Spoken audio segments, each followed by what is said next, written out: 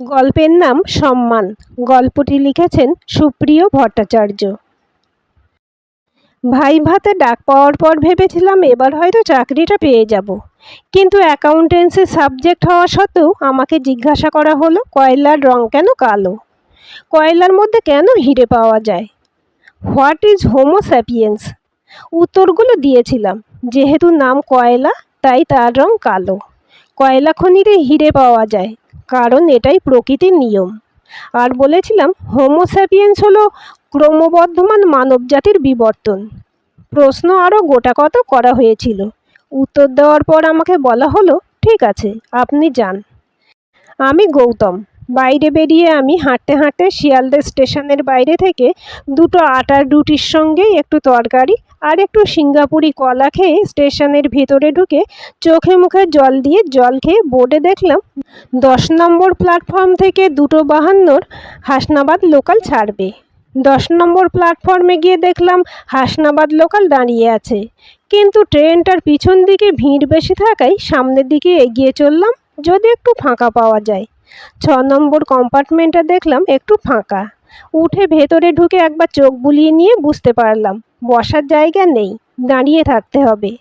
প্রথমেই 2 সিটের মাঝখানে ঢুকে কাঁধের ব্যাগটা উপরে রাখতে রাখতে ভাবলাম 14 মাস আগে গ্রাজুয়েশন করবার পর 5টা ইন্টারভিউ দিয়ে এটা নিয়ে 3টে ভাইভাতে ডাক পেয়েছিলাম। আগের দুটোতেও কিছু হয়নি, এটাতেও বোধহয় হবে না। হবে না মনে হওয়ার কারণ ইন্টারভিউ বোর্ডের মেম্বারদের প্রশ্ন করার ধরন দেখে। বাড়িতে গেলেই বাবা জিজ্ঞাসা করবেন ইন্টারভিউয়ের কি হলো। অন্যবারের মতো এবারও বলতে হবে চেষ্টা তো করেছি, দেখা যাক কোনো খবর আসে কি না। একটা চাকরির খবরের জন্য বাবা সব সময় উদ্বিগ্ন হয়ে থাকেন, কারণ আর 9 মাস পর ওনার রিটায়ারমেন্ট। সব সময় ভাবেন ছেলের কিছু একটা না হলে তার 4 জনের সংসারে সামান্য পেনশনের টাকায় চলবে কি করে, তার উপর আবার বোনের পড়াশোনার খরচও আছে, বিয়েও দিতে হবে। আমিও খুব চিন্তায় আছি, চেষ্টাও করে চলেছি ছোটোখাটো যা হোক একটা কোনো কাজের মধ্যে ঢুকে যেতে, কিন্তু চেষ্টা করেও কোনো রাস্তা খুঁজে পাচ্ছি না। আজ বাড়ি থেকে বেরোবার সময় বোন নন্দিনী তার টিউশনির জমানো টাকা থেকে 500 টাকা দিয়ে বলেছিল, আজকের ভাইভাতে তুই সিলেক্ট হয়ে যাবি, তারপর কোনো ভালো রেস্টুরেন্টে গিয়ে কিছু খেয়ে নিস। মনে মনে একটু হাসলাম এই ভেবে, বোন বাবা এরা তো জানে না কর্তৃপক্ষের কাছে ইন্টারভিউয়ের নামে চাকরি প্রার্থীদের স্বপ্ন নিয়ে ছিনিমিনি খেলাটা একটা রুটিনে পরিণত হয়েছে। প্রতিদিন হাজার হাজার ছেলে মেয়ে বিভিন্ন সংস্থায় ইন্টারভিউ দিয়ে চলেছে, কিন্তু শেষ পর্যন্ত কজন যে ডাক পায় কে জানে। 5:10 নাগাদ স্টেশনে নেমে হেঁটে চলেছি বাড়ির উদ্দেশ্যে। বাজারের কাছাকাছি এসে মনে হলো ট্রেনে একটানা 2 ঘন্টার বেশি সময় দাঁড়িয়ে থেকে পা দুটো টনটন করছে, একটু বসে চা খেতে পারলে ভালো হতো। এদিক সেদিক তাকিয়ে কোথাও চায়ের দোকান না পেয়ে বাজার পার করে খানিকটা এগোনোর পর আমার বয়সী একটা ছেলেকে দেখলাম এক হাতে একটা স্টিলের বড় ভ্যাকুম ফ্লাস্ক, অন্য হাতে একটা প্যাকেটের মধ্যে কাগজের কাপ আর বিস্কুটের প্যাকেট নিয়ে হার্বাল চা খাবেন নাকি বলতে বলতে এগিয়ে আসছে। মনের মধ্যে কিউরিসিটি হলো, জিজ্ঞাসা করলাম, চা তো এমনিতেই হার্বাল, আপনার হার্বাল চাটা আবার কি? আমার হার্বাল চাটা স্পেশাল বলে সে একটু হেসে বলল, পুদিনা পাতা, তুলসী পাতা, আদা, দারচিনি, লবঙ্গ আর চা মিশিয়ে আমার হার্বাল চা, একবার খেলে আবার খেতে ইচ্ছে করবে। বললাম, দাম কত? ছেলেটি বলল, 8 টাকা। ঠিক আছে, 1 কাপ দিন, খেয়ে দেখি আপনার হার্বাল চা। সে আমাকে রাস্তার বাঁ পাশে নিয়ে এসে তার প্যাকেট থেকে কাগজের কাপ বের করে তাতে ফ্লাস্ক থেকে ঢালা চা হাতে ধরিয়ে দিল। মুখে দেওয়ার আগেই গন্ধে মনে হলো একটু অন্য ধরনের। জিভে স্পর্শ করতেই বুঝতে পারলাম খুবই সুন্দর। ছেলেটাকে দাম দেব বলে পকেটে হাত দিয়ে দেখি বোনের দেওয়া সেই 500 টাকা ছাড়া 3 টাকা আছে। বাধ্য হয়ে ছেলেটিকে বললাম, ভাই আগে খেয়াল করিনি, চায়ে তো চুমুক দিয়ে ফেলেছি, তোমার কাছে 500 টাকার খুচরো আছে? সে বলল, আমার কাছে 150 মতো আছে, তবে অসুবিধা নেই, আপনি দিন, আমি সামনে থেকে ভাঙিয়ে নিয়ে আসছি। তার হাতে টাকাটা দিলাম। সে আমাকে তার প্যাকেট আর চায়ের ফ্লাস্ক দেখতে বলে বাজারের দিকে গেল টাকাটা ভাঙাতে। 10-15 মিনিট হয়ে গেছে, ছেলেটা আসছে না দেখে তার রেখে যাওয়া মালগুলোর সামনে পায়চারি করতে করতে টাকাটা নিয়ে ছেলেটা যেদিকে গেছে সেদিকে লক্ষ্য করতে লাগলাম সে আসছে কি না। 1 ঘন্টারও বেশি সময় অপেক্ষা করার পর ছেলেটি ফিরে না আসায় বুঝতে অসুবিধা হলো না সে তার জিনিসগুলো আমাকে গচিয়ে বোনের দেওয়া 500 টাকা নিয়ে হাওয়া হয়ে গেছে। এখন জিনিসগুলোর দিকে তাকিয়ে ভাবছি, হয় এগুলো ফেলে আমাকে চলে যেতে হবে, না হয় বাড়িতে নিয়ে যেতে হবে। ঠিক করলাম নিয়েই যাই।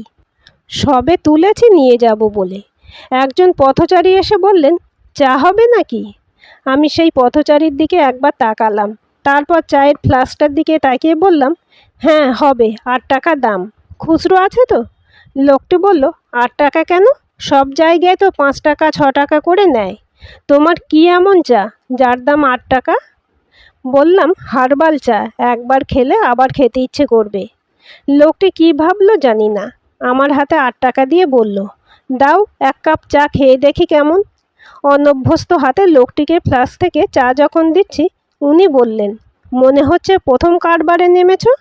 বলে চায়ে চুমুক দিয়ে বললেন, বাহ বেশ তো খেতে, চালিয়ে যাও, তোমার এই ব্র্যান্ড ভালোই চলবে। বলে লোকটি চা খেতে খেতে চলে গেলেন।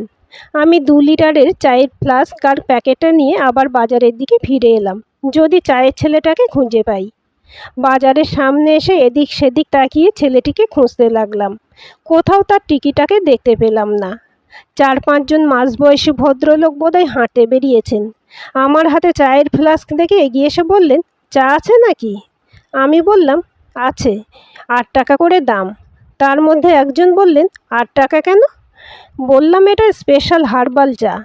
আমার কথা শুনে মাঝবয়সী লোকগুলো হাসাহাসি করে বলতে লাগলো, চা, সেও আবার স্পেশাল হার্বাল, ঠিক আছে দাও। চা খেয়ে তারা বলতে বাধ্য হলেন, ঠিকই, তোমার চা একটু অন্যরকম। বলে দাম মিটিয়ে দিয়ে বললেন, এখানে কিছু সময় দাঁড়াও, তোমার এই চা সব বিক্রি হয়ে যাবে। সত্যিই তাই, মিনিট 50-এর মধ্যে চায়ের ফ্লাস্ক ফাঁকা। দুজনকে দিতে পারিনি। চা বিক্রি করা টাকা গুনে দেখলাম 224 টাকা। বাড়ি ফেরার পথে মনে মনে ঠিক করে নিলাম, যতদিন চাকরি না হয় ততদিন সকাল বিকেল ঘুরে ঘুরে চা বিক্রি করলেই তো হয়। বাড়ি থেকে অনেকটা দূরে এই বাজারের সামনেই। বাড়িতে ফিরতেই বাবা আমার হাতে চায়ের ফ্লাস্ক আর প্যাকেট দেখে বললেন, কি ব্যাপার, এসব কি? বললাম, যতদিন না চাকরি পাই ততদিন ঘুরে ঘুরে চা বিক্রি করব। আমার কথা শুনে বাবা অবাক হয়ে বললেন, তুই চা বিক্রি করবি? বাবার দিকে তাকিয়েই বললাম, অসুবিধে কোথায়, অল্প পুঁজির এই ব্যবসাটা করেই দেখি না। বাবা আমার হাতের দিকে তাকিয়ে বললেন, তুই তো একেবারে জিনিসপত্র নিয়ে আগে থাকতেই মনস্থির করেই এসেছিস। বাবা তো আসল ব্যাপারটা জানে না, তাই কথা না বাড়িয়ে এক কথাই বললাম, যতদিন কাজকর্ম না পাই কিছু তো করি। লেখাপড়া শিখে যদি তোর মনে হয় ঘুরে ঘুরে চা বিক্রি করবি, তাহলে আমার আর কিছু বলার নেই, যেটা ভালো মনে হয় করো। বলে বাবা ঘরের মধ্যে চলে গেলেন। মা সন্ধে দিচ্ছিলেন, আমাকে দেখে বললেন, এসব কি গৌতম, তোর কি এতটুকু লজ্জার সম্মান নেই? ফ্লাস্ক আর প্যাকেটটা ঘরের এক কোণায় রেখে কাঁধের থেকে ব্যাগ নামিয়ে মাকে বললাম, চাকরির চেষ্টা যেমন করে যাচ্ছি তেমনই করব। বসে না থেকে যদি এই ব্যবসাটা করি তাহলে কিন্তু ভালোই হবে, হাতে কিছু পয়সাও থাকবে, তোমার আর বোনের থেকে হাত পেতে চাইতে হবে না। তুমি আর না করো না মা, আমাকে অনুমতি দাও। বলে আমি বললাম, আমি যে চায়ের রেসিপিটা পেয়েছি তুমি শুধু আমাকে বানিয়ে দেবে, আমি সেটা নিয়ে গিয়ে সকাল বিকেল বিক্রি করব। প্লিজ মা, তুমি আমাকে এইটুকু সাহায্য করবে না? মা বললেন, কী তোর রেসিপি? মাকে বললাম। মা হেসে বললেন, ঠিক আছে, তুই তাহলে কাল সকালে এনে দিস, আমি বানিয়ে দেব। মাকে থ্যাঙ্কস বলে বললাম, নন্দিনী কি পড়াতে গেছে? মা বললেন, হ্যাঁ, কেন? বললাম, না কিছু না, এমনি ওকে দেখছি না তাই। রাতে বোন নন্দিনীকে ফাঁকা পেয়ে চাওয়ালা ছেলেটার সাথে ওর দেওয়া 500 টাকার নোটটা নিয়ে ঘটে যাওয়া ঘটনাটা যখন বললাম, ও শুধু বলেছিল, যা গেছে বাদ দে, তাই বলে তুই চা বিক্রি করবি? নন্দিনীকে বললাম, শুধু চাকরির চেষ্টা করলেই হবে, নিজেকে কিছু তো করতে হবে। তাছাড়া তুই ব্যাপারটা ঠিক বুঝতে পারছিস না, যখন তখন সময়ে অসময়ে টাকা পয়সার দরকারে হাত পাতার থেকে নিজে যদি চা বিক্রি করেও 2 পয়সা আয় করতে পারি, সেটা আমার কাছে অনেক বড়। আর যদি সত্যিই এই চায়ের ব্যবসাটা ভালো চলে তাহলে জানবি সব থেকে বড় অবদান তোর, কারণ তোর টাকাই আমার মূলধন। বুঝতে পারলাম নন্দিনী আমার কথায় সন্তুষ্ট হতে পারেনি। তবুও সে ঘরে ঢোকার আগে বলে গেল, আমার দাদা চা বিক্রি করছে, এটা দেখতে আমার মোটেও ভালো লাগবে না। পরদিন খুব সকালে পাইকারি বাজারে গিয়ে পুদিনা পাতা, তুলসী পাতা, আদা, দারুচিনি ইত্যাদি কিনে মাকে দিয়ে বললাম, বানিয়ে নিজে খেয়ে দেখো একটা ফ্লেভারের সাথে টেস্টটা ঠিকমতো আসছে কি না, সেই সঙ্গে আমাকেও বানানোটা শিখিয়ে দাও। মা বললেন, তুই দেখে কি করবি? বললাম, শিখে রাখতে আপত্তি কী। মা প্রথমে সব কিছু দিয়ে অল্প করে টেস্ট করার মতো বানিয়ে নিজে নিয়ে আমাকে দিয়ে বললেন, খেয়ে দেখ ঠিক মতো হয়েছে কি না। মুখে দিয়ে বুঝতে পারলাম সেই ছেলেটার মতো অতটা সুন্দর না, তাহলেও খারাপ হয়নি। 9টার মধ্যে 1 ফ্লাস্ক চা নিয়ে বাজারের সামনে গিয়ে দাঁড়ালাম। 10:30টার মধ্যে ফ্লাস্ক ফাঁকা করে বাড়ি ফিরে মাকে ধরে আর একবার চা বানিয়ে আবার বাজারের সামনে এলাম। বেলা 12টার মধ্যে সব বিক্রি হয়ে গেলে দোকান থেকে দারুচিনি, লবঙ্গ, এলাচ, আদা, ভালো কোয়ালিটির চা, চিনি কিনে বাড়ি ফিরলাম। 1 মাসের মধ্যে 3000 টাকা দিয়ে 3 লিটারের একটা স্টিলের ফ্লাস্ক কিনে মোট 5 লিটার চা 2 হাতে নিয়ে বার হতে লাগলাম। সকাল 8টা থেকে 8:30টার মধ্যে চা নিয়ে বেরিয়ে 12টা থেকে 12:30টার মধ্যে বাড়ি ফিরতাম। মাঝে মধ্যে কখনো সখনো আধ ঘন্টা আগে পিছে হতো। সেদিন বাবার বয়সী বাজার কমিটির সেক্রেটারি চা খেতে খেতে আমার সব কথা শুনে তিনি বললেন, লেখাপড়া শিখে তুমি যদি চা বিক্রি করতে পারো, তাহলে আমার ছেলেটা 2বার মাধ্যমিক ফেল করে পড়াশোনা ছেড়ে আড্ডা দিয়ে বেড়াচ্ছে। তাকে বলেছিলাম এই বাজারের কোনায় একটা জায়গা আছে, সেটা বাজারের মালিককে 1000 টাকা সেলামি দিলে জায়গাটা দেবে, সেখানে একটা চায়ের দোকান করে বসতে। ছেলেটা সে কথা না শুনে আমার মুখের উপর না করে দিয়ে বলল, চায়ের দোকান করে বসলে মান সম্মান থাকবে? অথচ সে রাত দিন এদিক সেদিক ঘুরে আড্ডা দিয়ে বেড়ায়, কোনো কাজ করে না, সে বেলায় তার মান সম্মান নষ্ট হয় না। বললেন, আচ্ছা বাবা, তুমি বলো সম্মান কি এতই ঠুনকো? তারপর কয়েক সেকেন্ড চুপ করে থেকে বললেন, যাকগে বাদ দাও, জায়গাটা এখনো আছে, তুমি যদি নিতে চাও আমি তোমাকে ব্যবস্থা করে দিতে পারি। এই বাজারেই একটু কোণার দিকে হলেও জায়গাটা ভালো, 5 হাত বাই 7 হাত হলো জায়গা। জায়গাটার জন্য বাজার মালিককে তোমার দিতে হবে স্লামি হিসেবে 1 লাখ টাকা, মাসিক ভাড়া হবে 50 টাকা, আর সমিতির চাঁদা দিতে হবে মাসে 10 টাকা। দুবার চিন্তা না করে সঙ্গে সঙ্গে বলে দিলাম, আপনি ব্যবস্থা করে দিন, জায়গাটা আমি নেব। 5 মাস ধরে ঘুরে ঘুরে চা বিক্রি করে বাজারের দোকানটা একটু একটু করে কমপ্লিট করে ফেললাম। 1 বছর পর একটা বেসরকারি সংস্থায় চাকরি পেয়েছি। ফিরতে রাত হয়। রবিবার বা বিশেষ কোনো ছুটির দিনে দোকানে বসি। দোকানটা টিনে ছাউনি দিয়ে পাকা করা হয়েছে। দোকানের নাম রেখেছি নন্দিনী টি স্টল। এখন দোকানে চা ছাড়াও রুটি, কলা, বিস্কুট, ডিম সেদ্ধ থাকে। বাজারের মধ্যে বলে বিক্রি বাটা ভালোই হয়। বাবা রিটায়ার করে এখন দোকানে বসেন। সময় কাটে তার নানা ধরনের মানুষের সাথে গল্প করে, চাও বিক্রি করেন।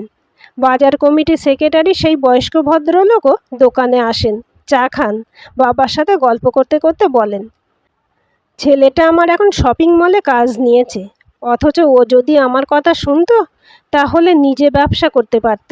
আজকের গল্পটি কেমন লাগলো কমেন্ট করে জানাবেন। ভালো লাগলে লাইক, হাইপ, শেয়ার করবেন।